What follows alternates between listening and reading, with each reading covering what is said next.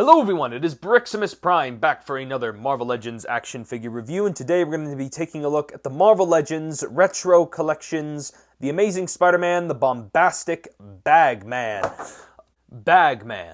And first off, one thing I want to mention before we get into it, this is a Target exclusive figure, which immediately means you can't find it anywhere. I hate Target exclusives so much because Target has some of the worst distribution for any of their product. They have some of the worst pre-ordering systems. As soon as you go up to pre-order something, it's already gone before you even get the chance to even get onto the website. Like, there's no way you can ever get anything off Target or any Target exclusives unless you happen to be the lucky few to actually find one in person. All of this toy hunting and trouble just to look for a very character. Taking a look at the packaging here, it's got that kind of retro carded Marvel Legends box style, which I thought they were done with at this point because they're trying to reduce the whole plastic usage and everything in packaging. So I was surprised to see this figure have this kind of packaging, especially with this kind of retro card design. I thought they were kind of done using this, but it says Bombastic Bag Man, the Amazing Spider-Man. It's got a nice image right there with some nice comic stuff in the back. And then here on the back, it's just got some nice product features and again, that piece of artwork. There's the bio for the figure on the back in case you want to know the context behind the character. I think this particular figure matches the vibe of my review station well, and by that I mean very unprofessional looking. Basically, if none of you know the context behind this particular character, basically what happens is Peter Parker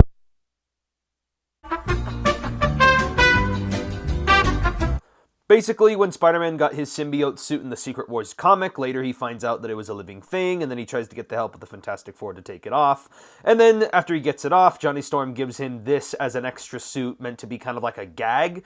And so, he only had it for like 1 or 2 issues, but it was just so funny and weird, and then it eventually ended up showing up in the Spider-Man PS4 game as well. I thought that was really funny. Now, this is where my biggest downside of the figure comes from. I'm not too big a fan of his accessories. Don't get me wrong, the accessories he comes with are fine. I just feel like he comes with very few of them.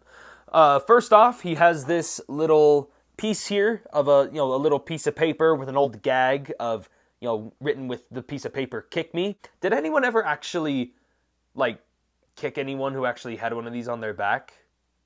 Leave it down in the comments. I'd actually would genuinely like to know. Basically, with this figure being a repurposed mold, he has this little cape hole that's on the back that does get a bit annoying to look at, but thankfully, that's where this goes. This has a little peg right there, and it just goes into the hole where a cape normally would go for Marvel Legends, and now you can have the little "Kick Me" sign actually on his back. I think that's a clever reuse of a hole that was meant for an entirely different feature. In terms of hands, Bombastic Bag Man has a pair of fists. And then, as always, my favorite wall-crawling jazz hands. These hands are always so fun to play around with because I feel like they're not just when you don't just need to use them for wall-crawling hands. I feel like they can be reused for a lot of different kinds of poses. And once these hands get introduced, it just really makes for a really fun posing time with this figure. But oddly enough, no web-whipping hands. With this being a Spider-Man figure, you would have thought it came with some plain black web-whipping hands, or even some grabby hands. Again, I feel like the amount of hands here is a little bit lackluster. I really admire the fact that Bombastic Bagman's head really is just a block of plastic, and then you can see his little action figure eyes just peeking through the holes in the bag, but I think it's just really cool how they got all of the paper bag wrinkles and the creases, and it actually looks like a paper bag that is upside down. I think that is pretty cool. But again, in terms of accessories, I feel like he should have come with an unmasked head of some kind, because there isn't really much of a head underneath here because you cannot remove the bag. The Renew Your Vows Peter Parker Spider-Man, you can just borrow the Peter Parker head from him. And hey, if you position it right, you can now make the alternate bag head look like just a regular brown paper bag. Maybe he's getting groceries. But overall, I don't think the figure looks that bad. I mean, it is a little plain looking. It is just a regular Fantastic Four outfit where it's in blue with the number 4, got bits of black, and it's got some wrinkles and everything in the clothing, got the black belt, black gloves, And he doesn't have any shoes. He just has his bare feet with his little Peter Parker toes. And sadly, there are no peg holes on the bottom of the feet because I guess Hasbro has a thing for feet. Going over the figure's posability, he's got a ball joint and a disc hinge at the head, which allows for looking up and down, left to right. Not really too much pivoting or anything other than that, and he can't really look up all that far unless you warp or risk ripping part of the bag here. His shoulders can rotate a full 360, they can move in and out, bicep swivel, double jointed elbows, sadly they're not pinless though. His wrists all rotate and hinge up and down. He does have a diaphragm joint which allows him to arch back, honestly not that much, but he can crunch quite a bit. He does have a waist swivel.